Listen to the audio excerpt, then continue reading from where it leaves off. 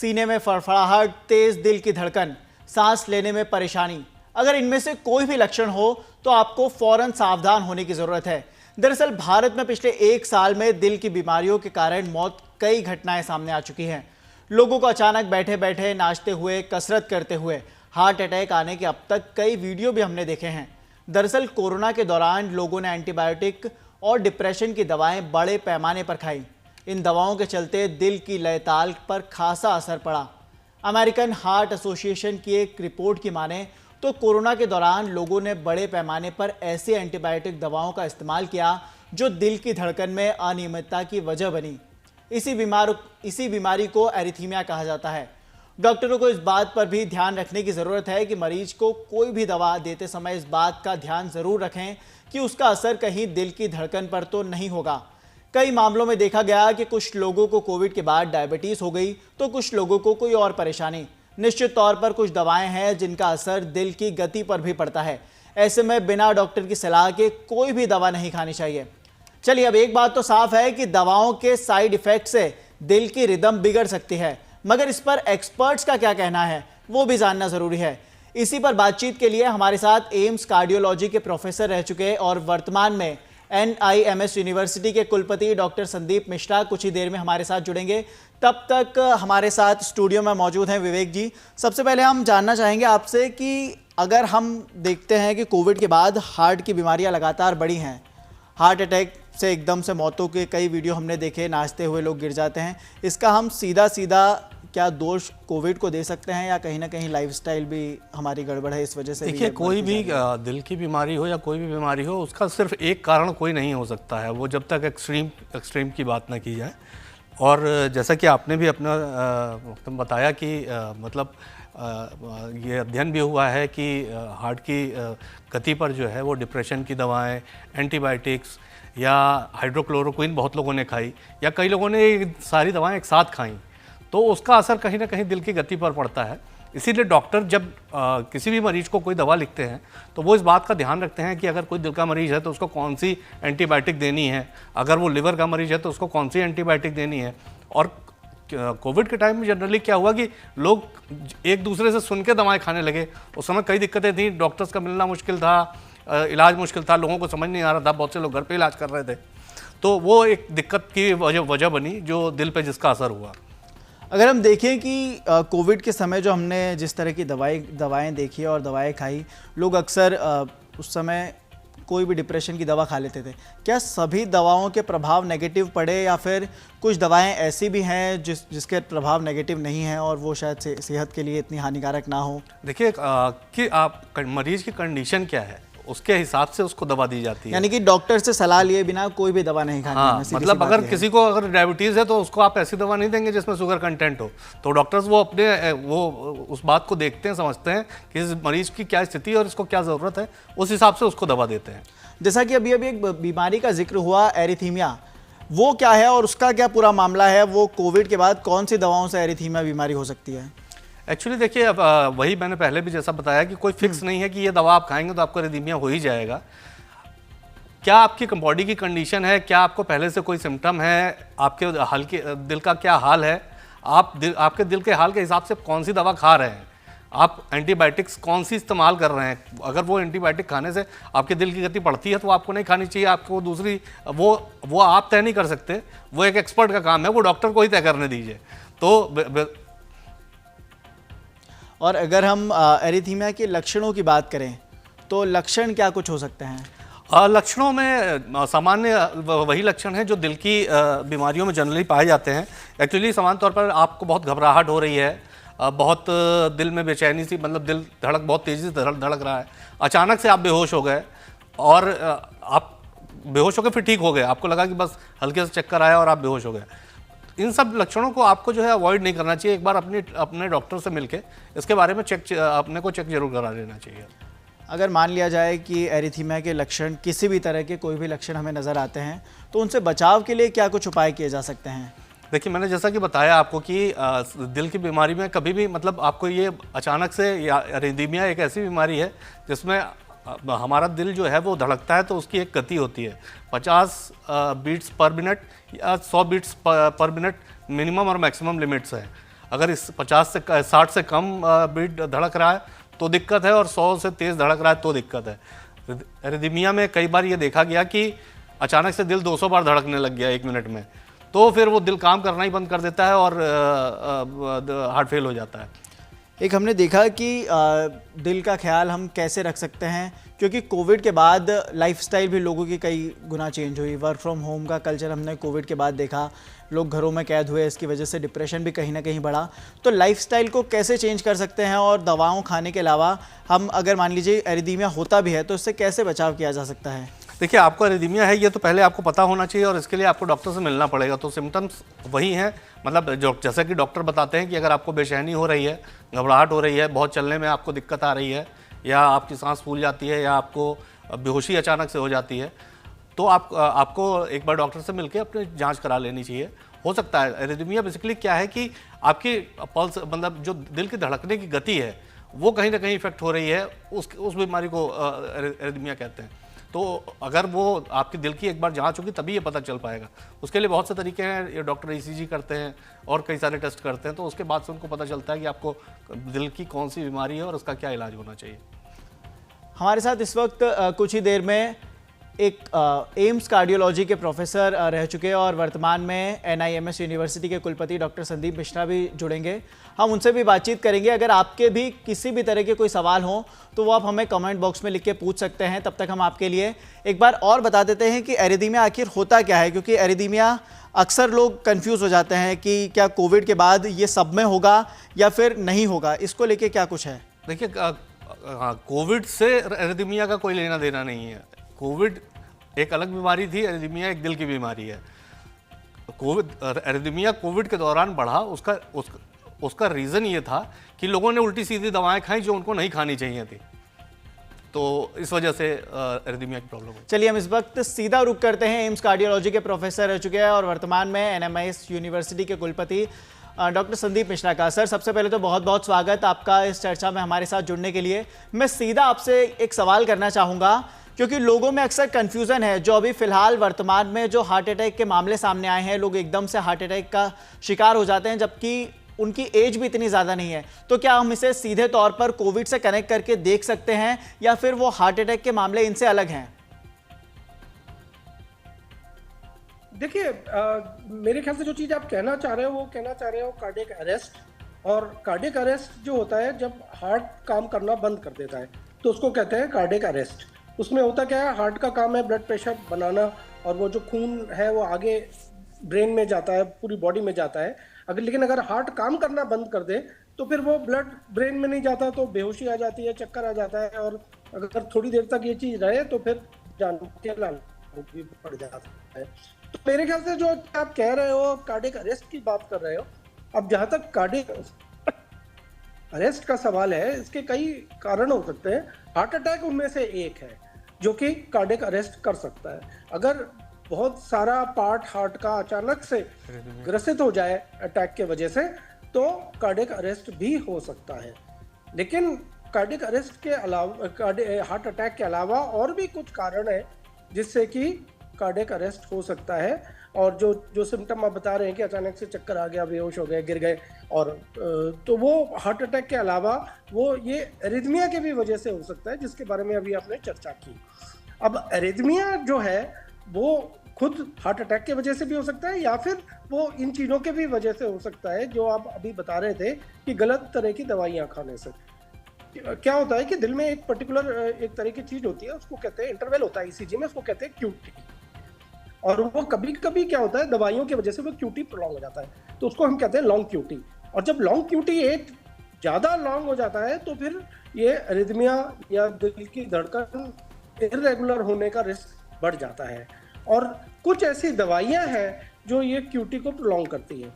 कभी कभार जो होता है ये QT प्रोलॉन्ग होता है हार्ट की ही बीमारी की वजह से, या हार्ट की जन्मजात की भी प्रॉब्लम होती है कभी कभार, उसको लॉन्ग QT सिंड्रोम कहते हैं। लेकिन काफ़ी केसेस में वो दवाइयों के वजह से होता है। जैसे कि आपने सुना होगा कि कोविड के टाइम में क्लोरोक्विन का यूज़ हुआ था, हाइड्रोक्लोरोक्विन का यूज़ हुआ था, क्लोरोक्विन का यूज़ हुआ, तो क्लोरोक्विन खुद QT को प्रोलॉन्ग कर सकता है। ऐसे ही ट्राइसाइक्लिक एंटी डिप्रेसेंट एक तरह के एंटी डिप्रेसेंट्स हैं जो लोग इनका सेवन करते हैं उनमें भी QT प्रोलॉन्ग हो जाता है। और फिर तीसरी कुछ कॉमन एंटीबायोटिक है जो हम सोर थ्रोट के लिए यूज करते हैं, तो वो होती है जैसे एरिथ्रोमाइसिन और बाकी एजिथ्रोमाइसिन, जो एरिथ्रोमाइसिन ग्रुप की जो दवाइयां हैं, एंटीबायोटिक्स हैं, वो भी QT को प्रोलॉन्ग कर सकती हैं। तो हुआ क्या था कि जो चीज आप बता रहे हैं वो बिल्कुल ठीक है कि कोविड हुआ था जिस टाइम पे, तो लोगों ने को ये कार्डियक अरेस्ट हुआ था, कोलैप्स हो गया था और कार्डियक अरेस्ट हुआ था, तो लोगों ने सोचा कि शायद कोविड हार्ट अटैक कर रहा है और हार्ट अटैक के वजह से ये कोलैप्स हो रहा है। वो शायद कुछ परसेंटेज केसेस में सही भी था, लेकिन उससे भी जो ज़्यादा मेरे नज़र में ज़्यादा प्रॉब्लम वाली बात थी कि लोग गलत तरह की दवाइयों का सेवन कर रहे थे। जैसा कि आपको पता ही है कि कोविड के टाइम में सोशल कॉन्टैक्ट कम हो गए थे, तो लोग काफ़ी लोग डिप्रेशन में आ गए थे, तो कुछ लोग जो थे ये ट्राइसाइक्लिक एंटी डिप्रेसेंट भी यूज़ करने लगे थे।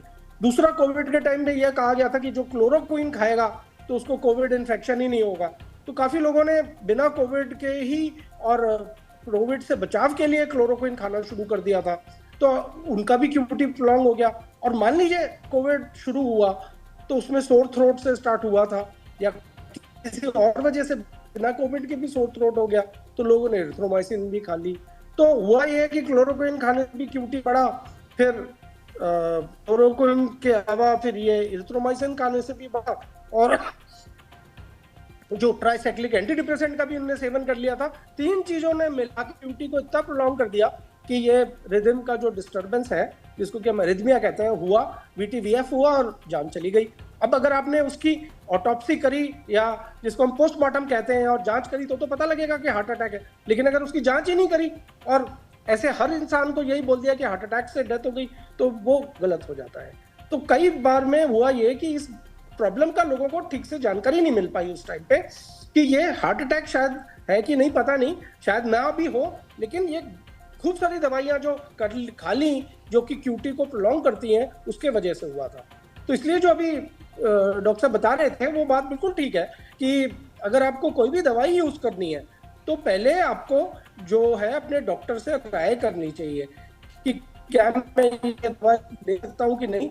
दूसरी चीज उससे भी ज्यादा जरूरी है कि डॉक्टर को अवश्य बताएं कि आप ऑलरेडी कौन सी दवाइयाँ खा रहे हैं, क्योंकि हुआ यह था कि बहुत सारे लोग एंटी डिप्रेसेंट खा रहे थे, लेकिन लोग डॉक्टरों को नहीं बताते थे, लोग आसपास के लोगों को नहीं बताते थे, क्योंकि लोग इस चीज को अवॉइड करना चाहते थे कि हमें डिप्रेशन है, तो लोग दूसरों को बता ही नहीं रहे थे कि हम एंटी डिप्रेसेंट खा रहे हैं। और अगर ऐसा कोई व्यक्ति जो एंटी डिप्रेसेंट खा रहा था लेकिन डॉक्टर को नहीं बताया और डॉक्टर ने एक दवाई लिख दी जो कि QT को प्रोलॉन्ग कर रही है, तो 2 दवाइयां ऐड हो गई, तो वो फिर तो जानलेवा ही हो जाता था। तो बहुत सारे जो आपने देखे कि बहुत जिम करने वाले लोग, आर्टिस्ट लोग जो है बहुत एक्सरसाइज करते हैं लेकिन फिर भी उनको हार्ट अटैक हो रहा है, तो हमको ये तो पता नहीं है कि उनको डिप्रेशन है कि नहीं, वो एंटी डिप्रेसेंट खा रहे हैं कि नहीं, ये तो किसी ने पता ही नहीं करने की कोशिश करी। ये नहीं किसी ने पता करने की कोशिश करी कि क्या उनको सोर थ्रोट हो रहा था, क्या उन्होंने ये एरिथ्रोमाइसिन ग्रुप ऑफ दवाइयाँ खाई या क्या उन्होंने क्लोरोक्विन ग्रुप ऑफ दवाइयाँ खाई है कि नहीं, ये किसी को नहीं पता। लोगों ने सीधा सीधा ये कह दिया कि ये तो इतनी यंग एज में हार्ट अटैक आ गया और मर गया इंसान। ये जानने की नहीं कोशिश करी कि क्या कोई गलत दवाई तो नहीं खा रहा था वो इंसान। तो ये मेरे ख्याल से जो है सामाजिक जानकारी का इशू है जो लोगों को पता होना चाहिए कि दवाइयाँ जो हैं, अगर आप एक तो अंधाधुंध दवाइयाँ ना खाएं, और अगर खाएं तो कम से कम जो डॉक्टर को आप दिखाने जा रहे हैं उसको अवगत करा दें कि आप क्या क्या दवाइयाँ खा रहे हैं, ताकि कोई दवाइयों का क्रॉस रिएक्शन ना हो और इस तरह का खतरा ना डेवलप हो जाए।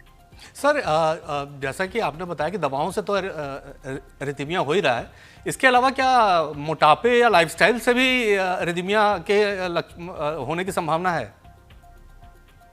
देखिए, एरिथमिया जो है ना एक बहुत ब्रॉड कैटेगरी है, उसमें कई तरह के एरिथमिया होते हैं। जैसे डॉक्टर साहब ने पहले भी बताया, कुछ होते हैं जिसमें कि हार्ट रेट कम हो जाती है, उनको कहते हैं ब्रेडी एरिथमिया। कुछ होते हैं जिसमें हार्ट रेट बढ़ जाती है, उनको कहते हैं टैकी एरिथमिया। ब्रेडी एरिथमिया से अचानक मृत्यु होने के चांसेस कम होते हैं, लेकिन टैकी एरिथमिया में क्योंकि बहुत सारा इलेक्ट्रिक स्ट्रॉक है तो हार्ट जो है काम करना बंद कर देता है। अब टैकी एरिथमिया में भी 2-3 तरह के होते हैं। एक होते हैं जो कि एट्रियल टैकीरिथमियाज होते हैं, जैसे कि एट्रियल फिब्रिलेशन होता है। तो ये जो एट्रियल फिब्रिलेशन है ये तो एक एज रिलेटेड प्रॉब्लम ज़्यादा है, और एक सर्टेन एज के बाद ये काफ़ी सारे लोगों में होना शुरू हो जाता है। तो लेकिन जो ज़्यादा खतरनाक वैरायटी होता है वो होता है वेंट्रिकुलर फिब्रिलेशन। और जो वेंट्रिकुलर फिब्रिलेशन है इसमें ज़्यादा रिस्क होती है, अचानक डेथ होने की या अचानक कार्डियक अरेस्ट होने की या कोलैप्स होने की। और इसकी जो वजह होती हैं, इसमें इसकी भी एक महत्वपूर्ण वजह तो हार्ट अटैक ही है, जैसा कि मैंने बताया। तो हार्ट अटैक से भी एक्चुअली डेथ जो होती है हार्ट अटैक से, वो हार्ट का जो मसल है उसके काम करने की कमी से नहीं होती, वो होती इसी वजह से है कि हार्ट अटैक की वजह से जो होता है वेंट्रिकुलर एरिथमिया हो जाता है, VTVF हो जाता है। लेकिन हार्ट अटैक के अलावा और भी कुछ वजह हैं जिससे कि ये VTVF हो सकता है। कुछ होती हैं जन्मजात प्रॉब्लम्स होती हैं जिनको कि हम लॉन्ग क्यूटी सिंड्रोम कहते हैं। ऐसे केसेस में ऑलरेडी क्यूटी प्रोलॉन्ग होता है और गलती से इस तरह की एक भी दवाई खा ली तो फिर हो जाता है। और फिर तीसरी वैरायटी, जैसे मैंने आपको बताया कि दवाइयों से रिलेटेड हो सकता है ये जो है VTVF। तो कई कॉजेज होते हैं, लेकिन अब हर केस का अपना एक वजह होती है, तो वो जांच करनी पड़ती है। तो इसलिए मैं ये कहना चाह रहा था कि इतना सिंपल नहीं है, इसको थोड़ा डॉक्टर को दिखा के और उससे परामर्श करना अत्यधिक आवश्यक है। स्पेशली क्वालिफाइड डॉक्टर जो कार्डियोलॉजिस्ट है, उनको दिखाना पड़ सकता है एरिथमिया के केसेस को। सर, एक आम आदमी को कैसे पता चले कि डॉक्टर से मुझे तुरंत मिल लेना चाहिए, मेरे दिल में कहीं दिक्कत हो सकती है या कोई मतलब, क्योंकि सडन अचानक से आजकल आपको हार्ट अटैक के मामले देखने को मिल रहे हैं, तो मतलब कुछ सिम्टम्स, कुछ ऐसी चीज़ें जो जाके आदमी पहले से चेक करा सके और उसे प्रिकॉशनरी दवाएं लेना शुरू कर सके। देखिए, हार्ट की भी दो तरह की प्रॉब्लम होती है। एक होती है जो कि धीरे धीरे डेवलप होती है, एक होती है जो कि अचानक होती है। जो धीरे धीरे प्रॉब्लम होती है उनमें जो सबसे मेन सिम्टम ये होता है कि जो काम जितना आप कर पाते थे अब आप उतना नहीं कर पाते। और वो किस वजह से नहीं कर पाते? या तो आपकी सांस ज्यादा फूलने लगी है, पहले आप 5 किलोमीटर चल रहे थे, अब 3 किलोमीटर में ही प्रॉब्लम होने लग गई, क्योंकि तीसरे किलोमीटर के बाद सांस फूल जाती है, या छाती में दर्द हो जाता है, या फिर धड़कन बहुत बढ़ जाती है, या फिर बहुत ज्यादा कमजोरी सी लगती है जिस वजह से चल ही नहीं पाते। तो जो मेन लक्षण जो होता है हार्ट का, ये होता है जो हम पहले आसानी से हो जाता था अब वो नहीं कर पा रहे किसी भी वजह से। या तो सांस फूल रहा है, या छाती में भारीपन हो रहा है, या फिर धड़कन बहुत तेज हो जाती है, या फिर बहुत कमजोरी लगती है। दूसरा जो सिम्टम होता है वो होता है अचानक से आता है, जिसमें कि बहुत तीव्र पेन या हैवीनेस होता है छाती के ऊपर, सेंटर ऑफ चेस्ट में, जिसको कि हम अटैक कह सकते हैं। उसमें जो होता है, इसके साथ में जो है तीव्र जो भारीपन है छाती पे होता है, उसके साथ में सांस में घुटन भी होती है और पसीना भी आ सकता है। तो अगर ऐसी कुछ हो रहा है तो ये हार्ट का सिम्टम है।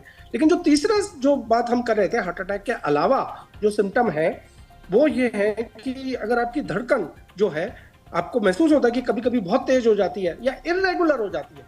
तेज से भी ज्यादा इंपॉर्टेंट है, अगर आपको लगता है कि मिस बीट्स हो रही हैं या इर्रेगुलर हो रही है, तो ये एक आपके पास एक सफिशिएंट वो है, साइन है कि अब आपको एक डॉक्टर को दिखाना चाहिए, ECG कराना चाहिए, हो सकता है होल्टर करा जाएगा, हो सकता है टेस्ट करे जाए।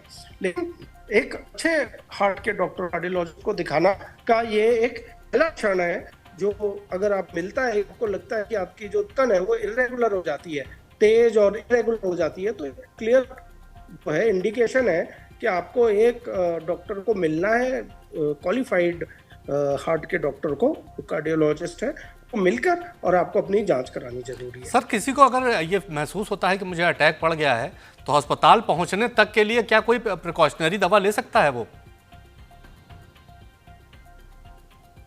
देखिए, जो अटैक होता है उसमें क्या होता है, हार्ट की जो नस होती है उसमें ब्लॉक होता है, उसमें खून का थक्का जमा हो जाता है। तो बॉडी कोशिश करती है उस खून के थक्के को डिसॉल्व करने के लिए। लेकिन अगर आप कोई ऐसी दवा लें जो खून के थक्के को डिसॉल्व करने में हेल्प करे, जैसे अगर आपके पास अगर एस्पिरिन पड़ी हुई है तो आपने एस्पिरिन चू कर ली या आपने एस्पिरिन खा ली, तो एस्पिरिन जो होती है वो खून के थक्के को बनने नहीं देती, तो वो जो है वो खून का थक्का बढ़ता नहीं है, तो अटैक में कभी कभार उसमें बहुत मेजर रिलीफ मिल सकता है। तो जब तक आप डॉक्टर से नहीं मिलते और जब तक डेफिनेटिव ट्रीटमेंट उस क्लॉट का नहीं होता, तब तक ऐसी चीज जरूर कर लीजिए जिससे कि वो क्लॉट बढ़े ना, या अगर बॉडी खुद कोशिश करती है उसको डिसॉल्व करने की, तो बॉडी को आप हेल्प करें कि वो उसको डिसॉल्व कर ले। तो जैसे मैंने बताया कि एस्पिरिन जो है वो दवाई ली जा सकती है, आधी गोली चू कर सकते हैं, आधी गोली खा सकते हैं, आधी गोली जबान के नीचे रख ली, आधी गोली चू करके खा ली। इस तरह से अपने जो है एस्पिरिन का प्रयोग कर सकते हैं जब तक डॉक्टर के पास ना पहुंच पाए। सर, एरिथमिया के जो दवाई रिकमेंड करते हैं जी। सर, एरिथमिया के इलाज के लिए क्या, जैसे अटैक्स आते हैं, जैसे क्लॉटिंग हो जाती है, तो बहुत से लोग एंजियोग्राफी, एंजियोप्लास्टी कराते हैं। एरिथमिया का इलाज किस तरह से है? क्या इसके लिए भी इसी तरह की प्रक्रिया है या कुछ और है? देखिए, सबसे पहले तो ये होता है कि अगर एकदम लाइफ थ्रेटनिंग एरिथमिया है जिसमें दिल की धड़कन बढ़ जाती है, तो उसमें तो जो होता है बिजली का झटका देना पड़ता है। तो आपने देखा भी होगा कि दिखाते हैं कि एकदम से वो डिफिब्रिलेटर लगा के झटका दिया। और आजकल आपने देखा ही कि ये एरिथमिया की जो हार्ट अटैक के भी मौत होती है वो एरिथमिया की वजह से ही होती है कॉमनली। तो इसलिए आपने देखा होगा कि आजकल एयरपोर्ट पे जो भी सार्वजनिक स्थान है वहाँ पे जगह जगह पे डिफिब्रिलेटर लगाए हुए हैं और लोगों को ट्रेनिंग भी दी जाती है, पुलिस वालों को, कभी कभी स्कूल चिल्ड्रन को, कभी कभी पूरी फैमिली को। जैसे सियाटल एक जगह है, एक शहर है अमेरिका में, उस शहर में हर नागरिक को ये ट्रेनिंग दी जाती है कि डिफिब्रिलेटर कैसे यूज़ करना है। क्योंकि जो मैंने बताया आपको, हार्ट अटैक में भी हार्ट अटैक होता है इसलिए कि नस ब्लॉक होती है, लेकिन उसमें मौत कॉमनली होती है एरिथमिया की वजह से ही। तो अगर आपने एरिथमिया के लिए ट्रीटमेंट इमीडिएट दे दिया कि आपने एक डिफिब्रिलेटर जो लगे होते हैं जगह जगह उनको निकाल के और आपने एक छोटा सा बिजली का झटका दे दिया, तो लाइफ बच सकती है। बाकी लॉन्ग टर्म ये है कि उसका इलाज के लिए कुछ दवाइयाँ भी होती हैं, इंजेक्शन वगैरह भी होते हैं, वो दिए जाते हैं। और फिर एक मशीन भी होती है जिसको कि कभी कभार यूज़ किया जाता है, जिसको कि हम कार्डियोवर्टर डिफिब्रिलेटर कहते हैं, ICD, इंट्रा कार्डियक डिफिब्रिलेटर। जैसे वो डिफिब्रिलेटर बाहर लगा हुआ है तो आप बाहर से झटका दे रहे हो तो ज़्यादा एनर्जी लगती है, ज़्यादा एनर्जी पे देना पड़ता है, तो बहुत जोर से झटका लगता है। लेकिन हार्ट के अंदर ही अगर आप एक डिफिब्रिलेटर लगा लो जो कि जब जरूरत पड़े तो वो डिफिब्रिलेट कर दे, तो बहुत कम एनर्जी पे काम चल जाता है और ज़्यादा झटका भी नहीं देना पड़ता। तो वो इंटरनल कार्डियक डिफिब्रिलेटर अवेलेबल है। बिल्कुल, और मुझे लगता है विवेक जी, कहीं ना कहीं कोविड के साथ साथ हमारी लाइफस्टाइल में जो बदलाव आया है वो भी एरिथमिया के पीछे एक बड़ी वजह है और हार्ट अटैक के पीछे बड़ी वजह है। यानी कि एक बात तो साफ है कि बिना डॉक्टर की सलाह के कोई भी दवा नहीं खानी चाहिए। जी सर, जी। एक चीज मैं और कहना चाहूंगा कि जो कोविड है, वो कोविड क्या करता था कि एक तो जो होता था वो पहले तो फीवर करता था, फिर उसके बाद कोविड का जो वायरस था वो चला जाता था, और वो जो कोविड के वजह से जो रिएक्शन बॉडी हाइपर रिएक्ट करती थी और बॉडी का खुद का डिफेंस इतना ज्यादा हो जाता था कि वो लंग को डिस्ट्रॉय करता था और इवन हार्ट को डिस्ट्रॉय कर सकता था, जिसको कि हम एक्चुअली कोविड में डेथ हुई वो इसी वजह से, कोविड वायरस से नहीं हुई, पर जो वायरस के अगेंस्ट जो बॉडी ने रिस्पॉन्स बनाया उसके वजह से हुई थी। लेकिन जब वो भी ठीक हो जाता था तो थोड़ा थोड़ा इन्फ्लेमेशन या थोड़ा थोड़ा इरिटेशन परसिस्ट करता था कोविड इन्फेक्शन ठीक होने के बाद भी, और वो जो थोड़ा थोड़ा जो इरिटेशन रहता था हार्ट की नसों में, तो वो उन नसों को कभी कभार ब्लॉक करा देता था। तो इसलिए कोविड में हार्ट अटैक भी हुए हैं, कोविड के जो है बीमारी खत्म होने के बाद भी काफी टाइम तक, क्योंकि वो क्या करता था कि इरिटेट करता रहता था हार्ट की जो नसें थी उनको, और वो नसें इरिटेशन की वजह से क्लॉट बनने का रिस्क बढ़ जाता था। बिल्कुल, यानी कि एक बात तो साफ है कि बिना डॉक्टर की सलाह के कोई भी दवा नहीं खानी चाहिए। इस बात का भी खास ध्यान रखें कि डॉक्टर के पास जाएं तो आप पहले से कोई दवा खा रहे हो तो उसे छिपाएं बिल्कुल भी नहीं। जहां तक दिल की बीमारियों का सवाल है कि दिल की बीमारियों के पीछे सबसे बड़ी वजह लाइफस्टाइल भी है। नियमित तौर पर व्यायाम और बेहतर खान पान से आप दिल की बीमारी के खतरे कम भी कर सकते हैं।